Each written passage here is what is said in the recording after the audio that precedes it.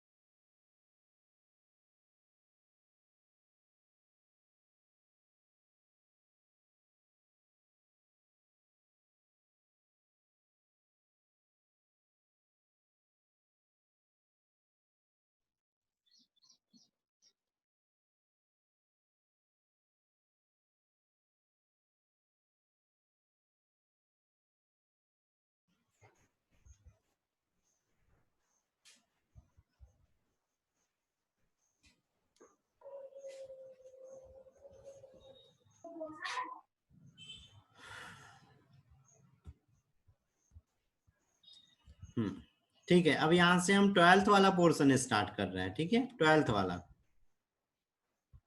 तो जो new 12th है ना, जो न्यू 12th वाले हैं वो लोग ये चीज थोड़े अच्छे से नोट करते हुए चलेंगे, अच्छे से सुनते हुए चलेंगे। जहां पर भी किसी को कोई भी डाउट आता है वो बोल दिया करना। ठीक है।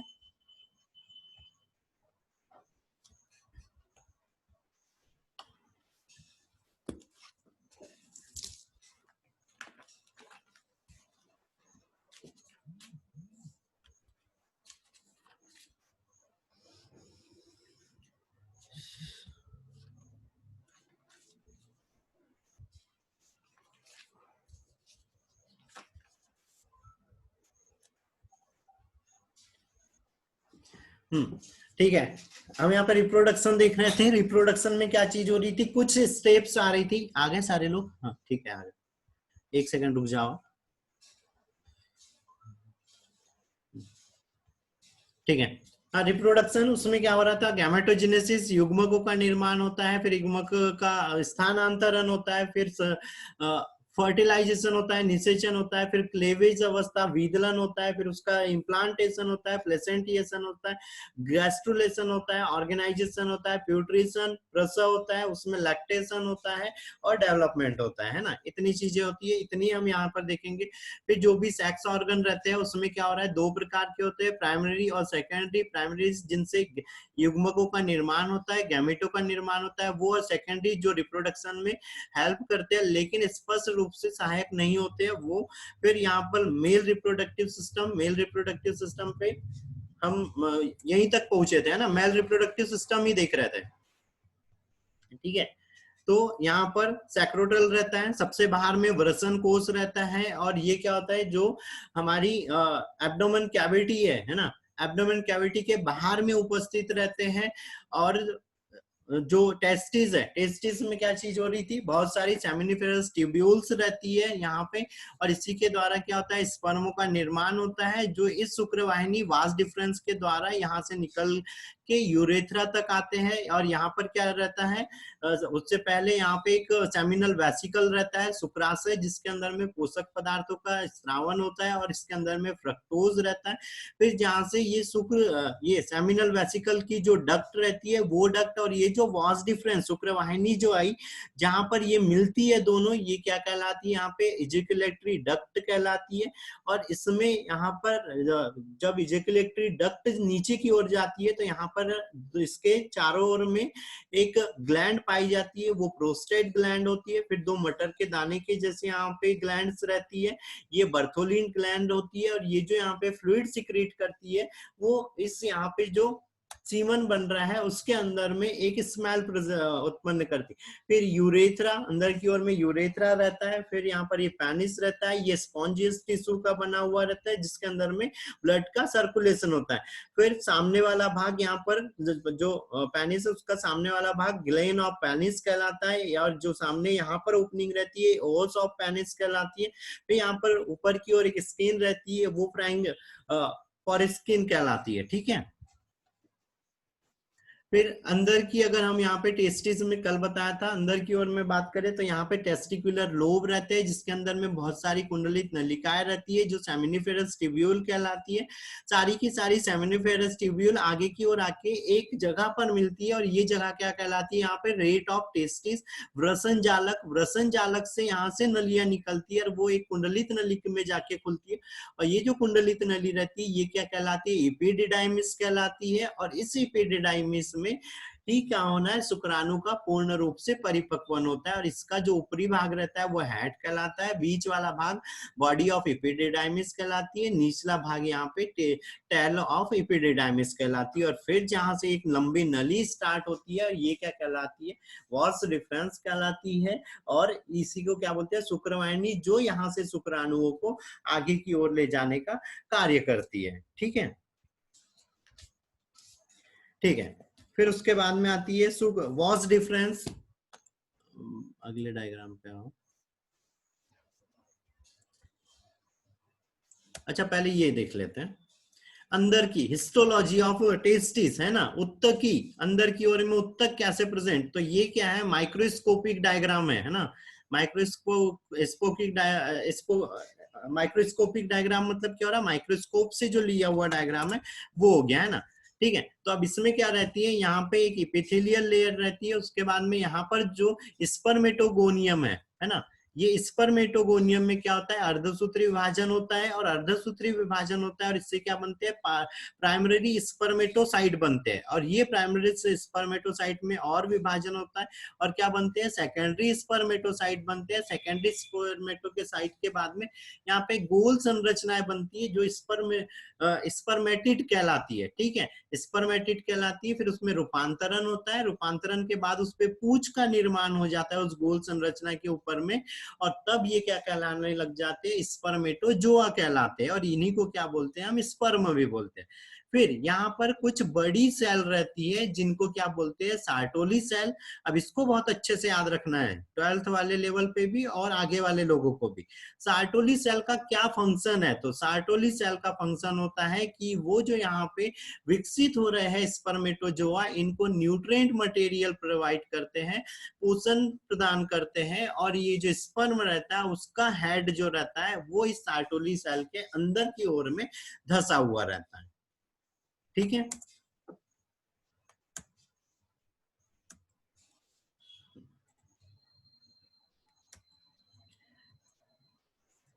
ठीक है बेटा, इतना। ठीक है, अब बारी आती है यहाँ पे वॉस डिफरेंस की। तो ये जो वॉस डिफरेंस है, शुक्र वाहिनी, है ना, तो ये शुक्र वाहिनी कहाँ से चालू होती है, जहां से अधिव्रसन का पूंछ वाला भाग खत्म होता है वहां से शुक्र वाहिनी चालू होती है। और इसकी जो लंबाई रहती है वो क्या रहती है, 40 सेंटीमीटर। ठीक है, 40 सेंटीमीटर लंबी होती है, ये नोट करना है बेटा, 40 सेंटीमीटर। ठीक है, 40 सेंटीमीटर लंबी होती है, जो यहाँ पे यूरेनरी ब्लेडर के पास में जाके सेमिनल वेसिकल के साथ, शुक्राशय के साथ में मिलने वाली रहती है। ठीक है, और जब ये शुक्राशय के साथ में मिलने वाली रहती है, ये यहाँ पे ये जो येलो वाला दिखाई दे रहा है ये क्या है बेटा, शुक्राशय है। तो यहाँ से क्या हो रहा है, शुक्राशय की ओपनिंग और ये जो शुक्र वाहिनी आई है इसकी ओपनिंग, जब यहाँ ये दोनों यहाँ पर जब मिल रही है तो ये क्या कहलाती है, इजिकुलेटरी डक्ट कहलाती है, स्खलन नलिका कहलाती है, इजिकुलेटरी डक्ट, स्खलन नली। ठीक है, तो ये पॉइंट याद रखना है कि वॉल्स डिफरेंस और सेमिनल वेसिकल डक्ट मिला के क्या बनाती है, तो वो क्या बनाती है, इजिकुलेटरी डक्ट बनाती है, स्खलन नली बनाती है। ठीक है, फिर यहीं पर क्या हो जाता है, अब ये जो स्खलन नली बनी है ये किससे कनेक्ट हो जाती है, यहाँ पर यूरेथ्रा से कनेक्ट हो जाती है, ठीक है। और यूरेथ्रा यूरेथ्रा क्या होती है, एक लंबी नली के जैसी, एक लंबी नली नली के जैसी संरचना होती है, जो यूरिन और सीमन को बाहर या स्पर्म को शरीर से बाहर ले जाने का कार्य करती है, ठीक है। अब यहाँ पर एक चीज याद रखना कि जो मेल है उसके अंदर में क्या चीज हो रहा है, यूरिन, और जो स्पर्म है या जो सीमन हो रहा है वो क्या हो रहा है, दोनों के दोनों ही इसी यूरेथ्रा के द्वारा क्या हो रहा है, बाहर निकल रहा है, ठीक है, ठीक है। Yes sir. ठीक है, फिर पेनिस। अब यहाँ से ये जो संरचना, इतना जो भाग दिख रहा है, ये क्या हो रहा है, यहाँ पे एक्सटर्नल मेल जेनाइटल ऑर्गन है, ये जो सब थे, जैसे यहाँ पे ये सेमिनल वेसिकल था, वॉस डिफरेंस था, एपिडिडाइमिस था, टेस्टिस था, ये सब क्या चीजें होगी, यहाँ पे इंटरनल जेनाइटल ऑर्गन आ गए, ठीक है। इंटरनल जेनाइटल, जो पेनिस है वो क्या है, एक्सटर्नल जेनाइटल ऑर्गन है, और इसमें क्या होना है, क्या चीज रहती है, यहाँ पे जो स्तंभाकार स्पंजी उत्तक रहते हैं, स्तंभाकार लंबे, जिसके कारण इसमें क्या होता है, ब्लड का सर्कुलेशन हो जाता है, जो इंसीमेशन में मदद करता है। इंसीमेशन का मतलब बताया था, शरीर से मतलब फीमेल रिप्रोडक्टिव सिस्टम में स्पर्म को पहुंचाने का, ठीक है। स्पर्मिएशन एक वर्ड हमने यूज किया था, स्पर्मिएशन। स्पर्मिएशन का मतलब ये हो रहा था कि जो सेमिनिफेरस ट्यूब्यूल है, यहाँ पे जो सेमिनिफेरस ट्यूब्यूल दिख रही, इनसे शुक्राणुओं का बाहर आना क्या कहला रहा था, स्पर्मिएशन। लेकिन फीमेल रिप्रोडक्टिव सिस्टम में स्पर्म को पहुंचाना क्या कहला रहा है, इंसीमिनेशन कहला रहा है। और पेनिस का वर्क होता है कि वो फीमेल रिप्रोडक्टिव सिस्टम में स्पर्म को पहुंचाने का कार्य करता है। फिर यहाँ पर कुछ ग्लैंड्स आती है, ठीक है। ये ग्लैंड्स के वर्क भी याद रखना है, वो किस चीज का सिक्रेशन कर रही है वो। तो सबसे पहले क्या चीज है, यहाँ पे शुक्राशय है, ठीक है। सेमिनल वेसिकल शुक्राशय के लिए बताया था, ये क्या कर रहा है, यहाँ पे एक गाढ़ा और सेमिनल फ्लूइड, या जो इससे फ्लूइड निकल रहा है उसको क्या बोलते हैं, सेमिनल फ्लूइड बोलते हैं। और ये क्या होता है, गाढ़ा चिपचिपा लिक्विड होता है ना।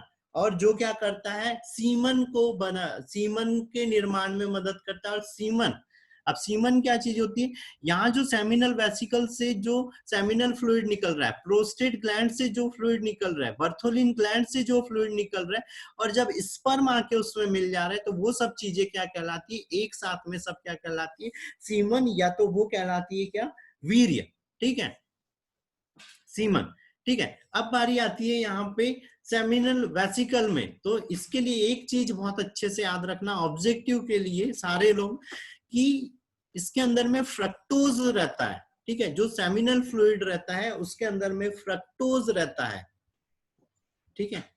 अब मैंने बताया था शरीर में एक ही जगह पे, जंतुओं में सिर्फ शरीर में एक ही जगह पे यहाँ पे फ्रक्टोज का निर्माण होता है, वो होता है सेमिनल वेसिकल। तो यहाँ से 3-4 ऑब्जेक्टिव बन जाना है एक ही चीज को लेके, सेमिनल वेसिकल को लेके और फ्रक्टोज को लेके, ठीक है, ठीक है, ठीक है। इसके बाद में जो सेमिनल फ्लूइड है उसका हम फॉरेंसिक साइंस में किस चीज की स्टडी के लिए लेते हैं, तो जो भी रेप केस होते हैं उसके कंफर्मेशन के लिए हम यहाँ पे सेमिनल फ्लूइड का एग्जामिनेशन करते हैं। और उसमें भी क्या क्या चीज देखते हैं, तो हम फ्रक्टोज देखते हैं। अगर फीमेल रिप्रोडक्टिव ऑर्गन के अंदर में फ्रक्टोज उपस्थित है तो वो रेप हुआ है, कंफर्म है ना। अगर नहीं है तो फिर वो कंफर्म नहीं है ना, ठीक है। दूसरी चीज, दूसरी ग्लैंड आती है यहाँ पे प्रोस्टेट ग्लैंड। तो जो प्रोस्टेट ग्लैंड रहती है वो क्या रहती है, यूरेथ्रा के दोनों साइड रहती है। और इसमें जो सीमन हो रहा है, सीमन में ये जो सिक्रेशन कर रही है उसका 25 से लेके 30% तक का जो फ्लूइड रहता है वो यहाँ पे प्रोस्टेट ग्लैंड के द्वारा स्रावित रहता है। और इसमें क्या होते हैं, कुछ एंजाइम उपस्थित रहते हैं, ठीक है, कुछ एंजाइम उपस्थित रहते हैं। इसमें कैल्शियम भी रहता है ना। और ये सब पोषक पदार्थ हो जाते हैं। अब क्या हो रहा है, यहाँ पे सेमिनल फ्लूइड निकला था, जो प्रोस्टेट ग्लैंड से निकला था, ये जो फ्लूइड निकले है ये क्या कर रहा है, इधर से जो स्पर्म मटेरियल प्रोवाइड करते हैं, उसको तैरने के लिए एक स्थान देते हैं कि वो आसानी से वहां पे फ्लो कर सके, मूवमेंट्स कर सके। ठीक है, ठीक है। तीसरी ग्लैंड आती है यहाँ पे, बर्थोलिन ग्लैंड आती है, बर्थोलिन ग्लैंड। तो बर्थोलिन ग्लैंड में क्या चीज हो रही है, इसी को क्या बोलते हैं, काउपर्स ग्लैंड भी बोलते हैं। और इसके अंदर में जो फ्लूइड, यहाँ से जो फ्लूइड सिक्रेट हो रहा है वो क्या होता है, जो यहाँ पे सीमन बन रहा था, प्रोस्टेट ग्लैंड का फ्लूइड आया था, सेमिनल फ्लूइड आया था, इधर से स्पर्म आए थे, इन सबको क्या कर देता है, चिकना बना देता है ना, उसको एक ल्यूब्रिकेंट का काम करता है, यहाँ से जो फ्लूइड सिक्रेट हो रहा है और उसको चिकना बनाता है, और जो स्पर्म है उनको नष्ट होने से रोक लेता है। ठीक है। और दूसरी अब चीज एक यहाँ पे आ रही, यहाँ पे जो बर्थोलिन ग्लैंड के द्वारा जो सिक्रेशन हो रहा है वो क्या कर रहा है, इस यूरेथ्रा को भी क्लीन कर रहा है ना। और यहाँ पे क्या होना है, एसिडिक एनवायरनमेंट जनरेट करता है ये। सर, हाँ सर बार्थोलिन ग्लैंड को ही बल्बो यूरेथ्रा बल्बो ग्लैंड भी यूरेथ्रल बोले। ग्लैंड भी बोलते हैं और काउपर्स ग्लैंड भी बोलते हैं। अच्छा। और इसका कार्य होता है इस यूरेथ्रा को एसिडिक बनाना। ठीक है। फिर मैंने कुछ दिन पहले पिछली क्लासों में बताया था कि जो भी हमारी शरीर की ओपनिंग रहती है वहां पे कोई ना कोई सिक्रेशन होता है और वो एसिडिक सिक्रेशन होता है। क्यों होता है, क्योंकि यहाँ से क्या हो सकते हैं, कोई भी माइक्रो ऑर्गेनिज्म बॉडी के अंदर में इंटर कर सकते हैं, है ना, जिसके कारण कोई भी इंफेक्शन हो सकता है, कोई भी डिसीज हो सकती है। तो ये जो ओपनिंग्स रहती है शरीर की, सारी ओपनिंग, जैसे वेजाइनल ओपनिंग हो गई, हमारी लार हो गई, हमारी नोज हो गई, हमारी आई में टीयर्स हो गई, स्किन के ऊपर स्वेट ग्लैंड प्रेजेंट हो रही है ना, तो ये सब एसिडिक इन्वायरमेंट या एसिडिक फ्लूइड्स का सिक्रेशन करती है ताकि माइक्रो ऑर्गेनिज्म यहाँ पर ग्रोथ न कर सके। दूसरी चीज, अगर इस काउपर्स ग्लैंड ने एसिडिक इन्वायरमेंट यहाँ पे कर दिया तो उसके अंदर में स्पर्म की तो डेथ हो जाना है। तो जो प्रोस्टेट ग्लैंड रहती है, इससे जो यहाँ पे सिक्रेशन आ रहा है वो क्या रहता है, यहाँ पे बेस रहता है, मतलब क्षारीय रहता है, और वो क्या कर देता है, ये जो एसिडिक इन्वायरमेंट था इसको यहाँ पे न्यूट्रल कर देता है, जिसके कारण आसानी से स्पर्म क्या हो जाना है, लाइव अवस्था में शरीर से बाहर हो जाना है। ठीक है बेटा, ठीक है। अब यहां पर एक फ्लो फिर से बता रहा हूं, इस फ्लो को नोट करो सारे लोग, सारे लोग, है ना, क्योंकि ये फ्लो पूछेगा वो। ठीक है। फ्लो क्या है कि शुक्राणुओं का परिपथ बताना है कि भैया कहां से कहां जा रहा है शुक्राणु। तो कहां पे रहता है, सबसे पहले यहाँ पे सेमिनिफेरस ट्यूब्यूल में रहता है, शुक्राणु जनन नलिका, सेमिनिफेरस ट्यूब्यूल, शुक्राणु जनन नलिका।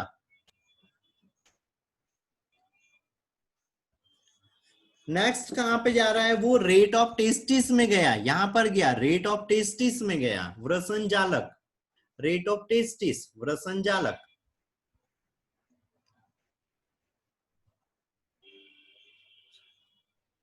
यहां से क्या गया, कहां पे गया, वॉस इफ्रेंसिया में गया, है ना, जालक नलिका है ना, या शुक्र वाहिका है, वॉस इफ्रेंसिया। फिर कहां पे गया, एपिडिडाइमिस में गया, अधिवृषण, धीरे धीरे, एपिडिडाइमिस, अधिवृषण। फिर वॉस डिफरेंस में, सेकंड क्लास आधा घंटा, चार रहती है मॉर्निंग, 11वीं 12वीं, दो, एक क्लास की 2 बार रहती है, एक घंटा। Was difference. उसके बाद में इजेक्युलेटरी डक्ट, स्खलन नली, इजेक्युलेटरी डक्ट। उसके बाद यूरेथ्रा, यूरेथ्रा, मूत्र नली, ग्लैंड ऑफ पेनिस में, फिर ग्लैंड ऑफ पेनिस या ओस ऑफ पेनिस, ओस ऑफ पेनिस। ठीक है, ठीक है। इसके बाद में जब वो फीमेल रिप्रोडक्टिव ऑर्गन में पहुंच जाता है, फिर वहां से भी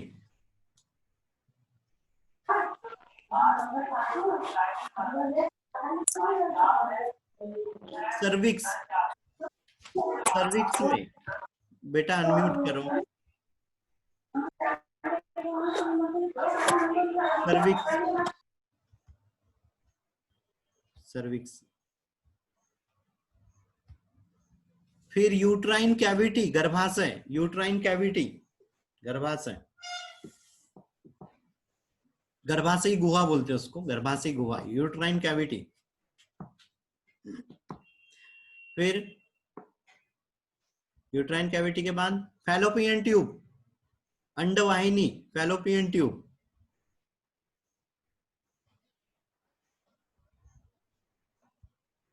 ठीक है,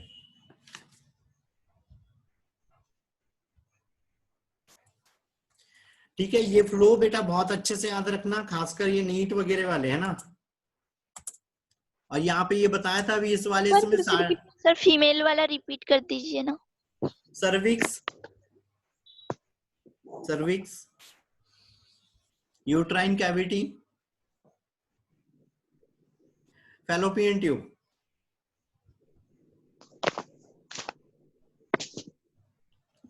फैलोपियन ट्यूब।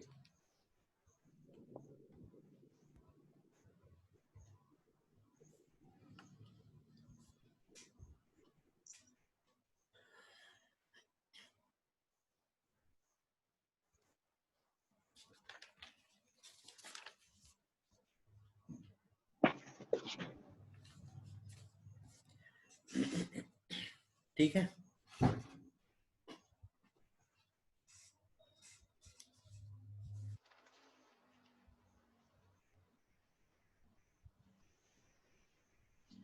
ठीक है, हो गया बेटा।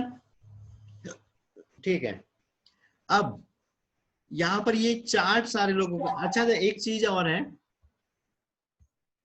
जैसे यहाँ पे किसी को कोई डायग्राम वगैरह अगर वो हो जाता है कि जैसे स्क्रीनशॉट नहीं ले पा रहे हैं या कुछ नहीं ले पा रहे हैं, है ना, तो उसके लिए क्या कर देना है, मेरे को व्हाट्सएप पे मैसेज छोड़ देना कि कोई डायग्राम, नाम लिख दो उस डायग्राम का और बोल दो, तो मैं उसको अपने ग्रुप में सेंड कर दूंगा। ठीक है, ताकि क्लियरली समझ आ जाए, बाहर साइड में नोट्स कर सके ना। चलो एक थोड़ा सा हम और एक थोड़ा सी चीज, एक सेकेंड।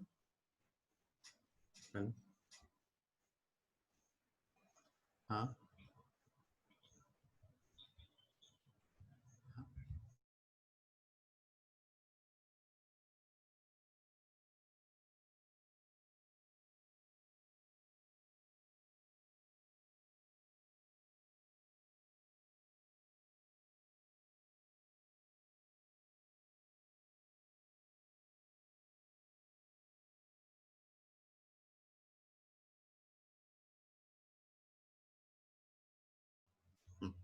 ठीक है। मैं यहाँ पे बोल रहा था, फिर से एक बार याद दिला रहा हूँ सारे लोगों को, टाइम का थोड़ा सा ध्यान रखो, टाइम है ना, टाइम की गड़बड़ करते हैं। दूसरी चीज, जो 12th वाले हैं उन लोगों के लिए वो नोट्स में प्रोवाइड कर रहा था, उन लोगों को हार्ड कॉपी, जितने भी अपने फ्रेंड्स वगैरह उन लोगों को बता दो, है ना। और तीसरी चीज ये है, वो यूट्यूब वाला भैया बस उसको लाइक शेयर कर लो, जो दूर वाले लोग हैं, है ना, या जितने भी लोग जुड़े हुए हैं वो थोड़ा सा यूट्यूब के वो लाइक शेयर कर लो चैनल को, है ना, और भी वीडियो वगैरह को भी, है ना। और टाइम का ध्यान रखो, सबसे मेन चीज तो और एक ये है कि भाई टाइम का थोड़ा सा ज्यादा ध्यान रख लो, है ना, टाइम में गड़बड़ कर रहे हैं। चलो, यहां तक किसी को कोई दिक्कत है तो बोल दो अभी, फिर आगे बता रहा था।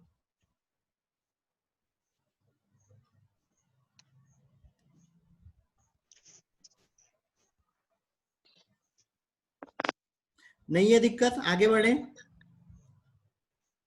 स्पाइडर मैनू से ना बहुत दुश्मनी है मेरी। बेटा एक और चीज का थोड़ा सा ध्यान रख लो ना, अपने फैमिली मेंबर से थोड़ा सा दूर रहो, हाँ, या तो फिर माइक म्यूट करके रखो। चलो ठीक है, हमने अभी तक मेल रिप्रोडक्टिव सिस्टम देख लिया है ना, मेल रिप्रोडक्टिव सिस्टम देखा। अब यहाँ पर क्या हो रहा है, कुछ हार्मोन्स की कंट्रोलिंग हम देखेंगे मेल रिप्रोडक्टिव सिस्टम में। तो यहाँ पर क्या चीज हो रही है, जो भी हार्मोन्स है ये क्या करते हैं, उसको उसकी सारी ग्लैंड्स को उसके वर्क के लिए स्टिमुलेट करते हैं, साथ में स्पर्म के फॉर्मेशन के लिए, उनके डेवलपमेंट के लिए यहाँ पे हेल्प करते हैं। तो सबसे पहले क्या हो रहा है, हाइपोथैलेमस, हाइपोथैलेमस क्या हो रहा है यहाँ पे, जब प्यूबर्टी एज आती है, यौन आरंभन स्टेज आती है, तो उसमें हाइपोथैलेमस सक्रिय होता है और वो किसको यहाँ पे इनहिबिटिंग फैक्टर्स के द्वारा क्या करता है, एंटीरियर जो पिट्यूटरी ग्लैंड है उसको सक्रिय कर देता है और उससे एफएसएच और एलएच और एफएसएच ल्यूटिनाइजिंग हार्मोन और फॉलिकल स्टिमुलेटिंग हार्मोन इनको यहाँ पे स्त्रावित करता है। और ये जो हार्मोन रहते हैं यहाँ पे, ये क्या होते हैं, लीडिंग सेल के पास में जाते हैं। और लीडिंग सेल कहाँ पर उपस्थित थी, टेस्टिस के अंदर में तो उपस्थित थी। जो लीडिंग सेल है, अब लीडिंग सेल क्या कर रही है, टेस्टोस्टेरोन को स्त्रावित कर रही है, टेस्टोस्टेरोन स्त्रावित कर रही है। और इसका कार्य होता है कि ये क्या करता है, पिट्यूटरी ग्लैंड और हाइपोथैलेमस दोनों को ही सक्रिय कर देता है, और ज्यादा कि वो जो पिट्यूटरी ग्लैंड है वो यहाँ पे एलएच और एफएसएच को सक्रिय करे। ठीक है, उसके बाद में जो टेस्टोस्टेरोन हार्मोन है, इसी को क्या बोलते हैं, नर हार्मोन भी बोलते हैं, नर हार्मोन बोलते हैं, है ना, मेल हार्मोन बोलते हैं। हाँ, एंड्रोजन भी बोलते हैं क्या इसको, क्या, एंड्रोजन हार्मोन भी बोलते हैं क्या, टेस्टोस्टेरोन? नहीं नहीं नहीं, वो दूसरी चीज है, वो भी अभी बता रहा। ठीक है, पहले ये, ठीक है, टेस्टोस्टेरोन को क्या बोल रहे हैं यहाँ पे, मेल हार्मोन बोल रहे हैं ना। जो अभी जो बोल रहे थे ये, वो क्या हो रहा है, हाइपोथैलेमस के द्वारा क्या हो रहा है, हाइपोथैलेमस से स्त्रावित होता है गोनेडोट्रोपिन हार्मोन, है ना। और गोनेडोट्रोपिन हार्मोन क्या करता है, रिलीज और ज्यादा उसको क्या कर देता है, खुद को भी सक्रिय करता है, साथ में पिट्यूटरी ग्लैंड को। ये GnRH, इसका फुल फॉर्म लिख लेना, gonadotropin releasing hormone, gonadotropin releasing hormone.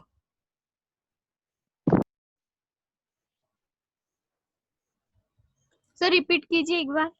Gonadotropin releasing hormone.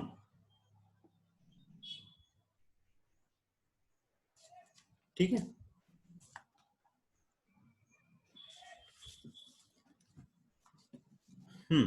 अब क्या हो रहा है, यहाँ से जो गोनेडोट्रोपिन रिलीजिंग हार्मोन है ये क्या कर रहा है, गोनेडोट्रोपिन हार्मोन को रिलीज करता है। और जो जनन अंग है, जो ये टेस्टोस्टेरोन क्या कर रहा था, जो भी रिप्रोडक्टिव ऑर्गन है या रिप्रोडक्टिव ट्रैक है या जितने भी सेकेंडरी रिप्रोडक्टिव ऑर्गन है, उन सबको क्या कर रहा है, ये स्टिमुलेट कर रहा है, प्रेरित करता है। ठीक है, टेस्टोस्टेरोन और गोनेडोट्रोपिन हार्मोन। ठीक है, ठीक है, इसके बाद में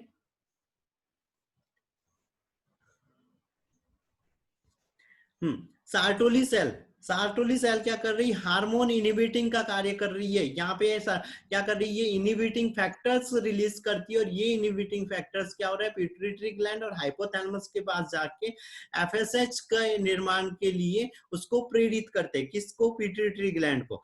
और जो टेस्टोस्टेरोन हो गया, वो किसको प्रेरित करता है, एलएच के सिक्रीशन और गोनेडोट्रोपिन रिलीजिंग हार्मोन को। ठीक है, ये याद रखना है, टेस्टोस्टेरोन, एलएच ल्यूटिनाइजिंग हार्मोन को और गोनेडोट्रोपिन रिलीजिंग इनहिबिटर फैक्टर्स को सक्रिय करता है। ठीक है, और जो इधर से हार्मोन इनहिबिटिंग फैक्टर स्त्रावित हो रहे किससे, सार्टोली सेल से, ये क्या कर रहे हैं, एफएसएच के सिक्रीशन को प्रेरित करते हैं। ठीक है, एफएसएच फॉलिकल स्टिमुलेटिंग हार्मोन। ठीक है,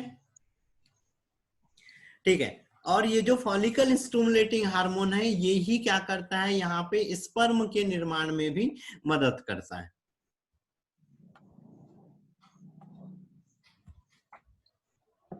ठीक है बेटा,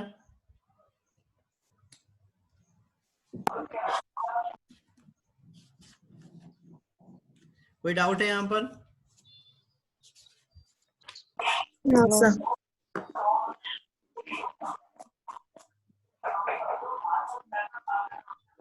बेटा म्यूट भी करना है ना तुरंत।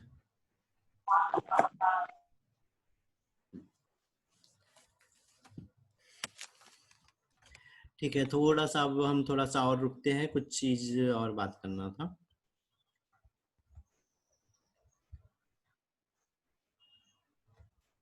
आगे बढ़ते हैं। फीमेल रिप्रोडक्टिव सिस्टम है ना, 10 मिनट बचे हैं। इसको ऊपर से अभी आज क्या कर रहे हैं हम, सिर्फ ऊपर से वो कर दे रहे हैं, शॉर्ट में सारी चीजें है ना। कल इसको बहुत अच्छे से और ज्यादा एक्सप्लेन करेंगे। आज जितनी चीज होती है इतनी चीजें याद रख लो या नोट करना है ना। चलो ठीक है, स्टार्ट करते हैं। तो यहाँ पे ये जो स्ट्रक्चर दिख रहा है इंटरनल रिप्रोडक्टिव सिस्टम है, ठीक है, इंटरनल फीमेल रिप्रोडक्टिव सिस्टम हो रहा। अब यहाँ पर क्या हो रही है, सबसे पहले बाहरी ओपनिंग रहती है, या जो एक बाहर की ओर जो पहली ट्यूब रहती है वो क्या रहती है, यहाँ पे वेजाइना रहती है। उसके बाद में यहाँ पे सर्वाइकल कैनाल रहती है ना। ये जो एक ट्यूब रहती है 7 से 8 सेंटीमीटर लंबी, ये क्या कहलाती है, यहाँ पे सर्विक्स कहलाती है। यहाँ पे जो गुहा बनती है ये क्या कहलाती है, सर्वाइकल कैनाल कहलाती है। फिर यहाँ पर एक यूट्राइन कैविटी, गर्भाशयी गुहा बनती है। और ये जो संरचना यहाँ पे दिख रही है, ये नाशपाती के जैसी संरचना, ये क्या कहलाती है, यहाँ पे यूट्रस कहलाती है। पेशियों की बनी हुई रहती है। और जब यहाँ पे प्रेगनेंसी नहीं होती है तो इस यूट्रस का वेट रहता है सिर्फ 60 ग्राम रहता है, ठीक है, 60 ग्राम। लेकिन जब प्रेगनेंसी होती है तो यहाँ पर ज्यादा उसका वेट बढ़ने लग जाता है, 1000 से लेके 1500 ग्राम तक इस पूरे यूट्रस का वेट हो जाता है। ऊपर वाला जो भाग रहता है वो क्या कहलाता है, यहाँ पे फंडस ऑफ यूट्रस कहलाता है, या यूट्राइन फंडस कहलाता है। नीचे वाला भाग सर्विक्स कहला रहा था। यूट्रस में क्या हो रहा था, पेशीय संरचना है, 3 लेयरें प्रेजेंट रहती है। पेरीमेट्रियम, इसको एक्टोमेट्रियम भी बोलते हैं, बीच वाली मायोमेट्रियम रहती है, और अंदर वाली लेयर एंडोमेट्रियम रहती है। और ये जो बेटा अनम्यूट करो, सब लोग म्यूट करके रहो ना। ठीक है, अंदर एक लेयर रहती है एंडोमेट्रियम, और ये क्या होती है, इसके अंदर में ब्लड वेसल्स रहती है। जो वेस्ट हार्मोन वगैरह रहते हैं वो आके जमा हो जाते हैं, और यही टूट के क्या होती है, ब्लीडिंग के रूप में मेंस्ट्रुअल साइकिल के टाइम में शरीर से बाहर निकलती है। फिर ये गोल 2 साइड रहती है। और ये क्या है, यहाँ पे ओवरी है, और ओवरी क्या है, यहाँ पे प्राइमरी रिप्रोडक्टिव ऑर्गन है, जिसके अंदर में एग का निर्माण होता है। फिर एक जो फीमेल रहती है उसके अंदर में यहाँ पे जो एग बनते हैं या जो फॉलिकल रहते हैं वो 4 लाख तक रहते हैं। लेकिन जब परिपक्वन अवस्था आती है, जब रिप्रोडक्टिव एज आती है 13 वर्ष से लेके 45 वर्ष तक, तब तक यहाँ पर क्या होते हैं, 400 से लेके 450 एग ही परिपक्व हो पाते हैं। 400 से 450 तक के ही एक परिपक्व होते हैं। जो एक बनता है वो सेकेंडरी ऊसाइट अवस्था में यहाँ पे रहता है। और उसमें भी क्या होता है, जो माइटोसिस चलता है उसमें माइटोसिस में मतलब अर्धसूत्री विभाजन में क्या होना है, यहाँ पे वो रुक जाता है, रुका हुआ रहता है। जब यहाँ पे रिप्रोडक्टिव एज आती है, जब यहाँ पे ल्यूटिनाइजिंग हार्मोनों का स्त्रावन वगैरह होता है पीयूष ग्रंथि से, तब वो सक्रिय होते हैं और वो मेटाफेज अवस्था में आके रुके रहते हैं ना। और वो बाहर आते हैं, और जब वो यहाँ पे फैलोपियन ट्यूब के अंदर में जाता है तब वो एग में परिवर्तित हो जाते हैं, ठीक है। फिर फैलोपियन ट्यूब ये 10 से लेके 12 सेंटीमीटर तक लंबी रहती है, और इसमें 3 भाग रहते हैं। पहला वाला भाग यहाँ पर क्या कहलाता है, इनफंडिबुलम, इसमें यहाँ पे उंगलियों की जैसी संरचना रहती है जो फिमरी कहलाती है। और ये क्या होते हैं, ये जो फिमरी होते हैं ये इस एग को अंदर की ओर में खींचने का कार्य करते हैं, है ना। फिर यहाँ पे एम्पुला ये जो, और दूसरी चीज, ये जो फैलोपियन ट्यूब है इसके अंदर में सीलिया प्रेजेंट रहते हैं जो एग को आगे बढ़ाते हैं। एम्पुला, बीच वाला भाग यहाँ का एम्पुला कहलाता है, जिसके अंदर में निषेचन होता है।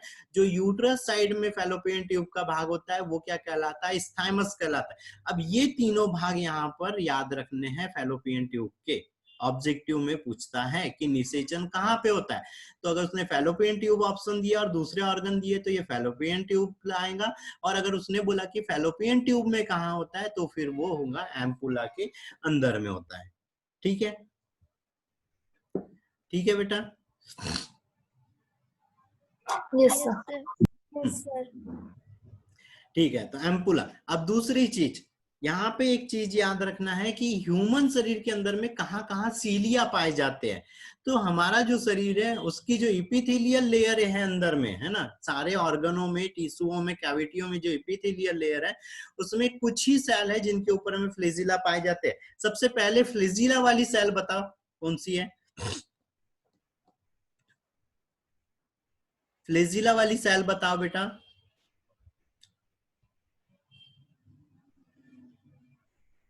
भाई एनिमल के अंदर में एक ही सेल ऐसी है पूरे एनिमल किंगडम के अंदर में जिसमें फ्लेजिला पाया जाता है।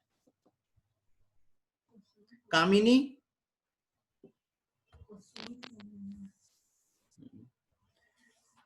कामिनी, नैना, वैशाली और मानसी भी। बेटा इतने लोगों तो बिल्कुल पता होना चाहिए था।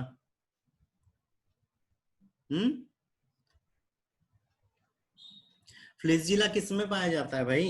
स्पर्म सेल में पाया जाता है। सिर्फ एनिमल किंगडम में सिर्फ स्पर्म सेल ही ऐसी है जिसके अंदर में फ्लेजिला पाया जाता है, बाकी किसी भी सेल में नहीं पाया जाता। ठीक है, अब बारी आती है अगर ह्यूमन बॉडी की, तो ह्यूमन बॉडी में जो हमारा जो अंदर साइड में जो ट्रेकिया है ना, जो ब्रोंकाई है, ब्रोंकाई के अंदर में सीलिया पाई जाती है। वो म्यूकस ग्लैंड को, जो भी म्यूकस रहता है उसको ऐसे आगे धकेलने की ओर कार्य करते हैं। ठीक है, दूसरा फैलोपियन ट्यूब के अंदर में यहाँ पे सीलिया पाए जाते हैं। ठीक है, फैलोपियन ट्यूब के अंदर में यहाँ पे सीलिया पाए जाते हैं, और ये सीलिया क्या करते हैं, जो एग रहता है उसको आगे की ओर बढ़ाने का कार्य करते हैं। करते हैं।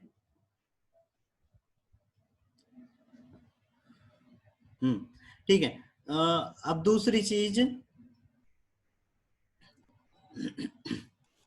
देखो, मेरे को कुछ दिखाना है तुम लोगों को।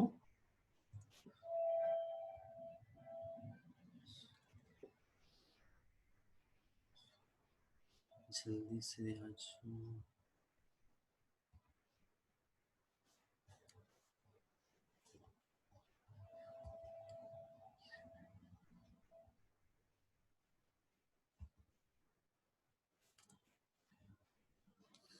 कहाँ गए वीडियो, कहाँ गए?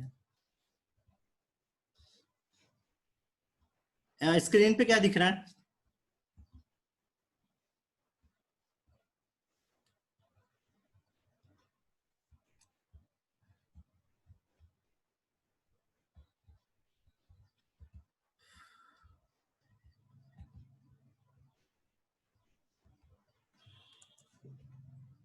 अरे भाई स्क्रीन पे क्या दिख रहा है, कोई बोल दो।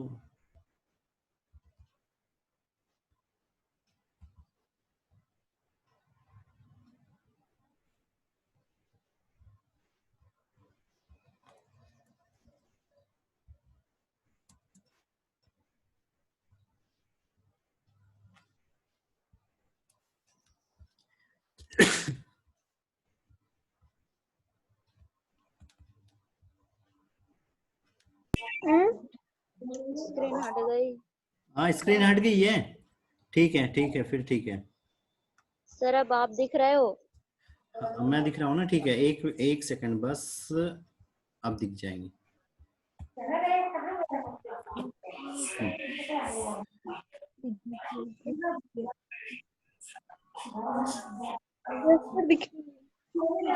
अब दिख रहे हैं ना, ठीक है। अब यहाँ पे ये जो वीडियो चल रहा है इसको फटाफट देखना है। अरे यहाँ पर एक ही मिनट बचा है, पता नहीं देख भी पाऊंगे या नहीं। प्ले हो जाए। ये दिख रहा है, प्ले वीडियो दिख रहा है? हाँ सर। ठीक है।